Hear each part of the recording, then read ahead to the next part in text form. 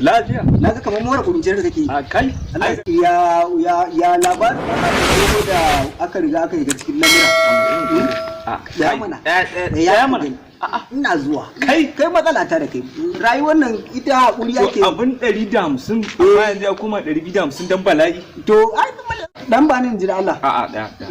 Da kuma kamar ya kai matsala ta da kai. Marowaci ne kai wallahi. Ni ka saka min da Allah. Kai matsala ta da kai. Ka fiti na ce ma ranka zan siya ma biskit. Ka bani da Allah. Ka fiti ni ka hana lemo. Ka hana ni lemo kenan.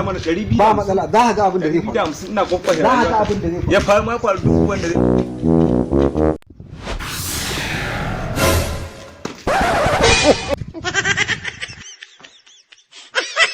Ku danna mana subscribe sannan ku danna alamar kararrawa domin samun sababbin shirye-shiryenmu da zarar mun dora. Abba Guy TV.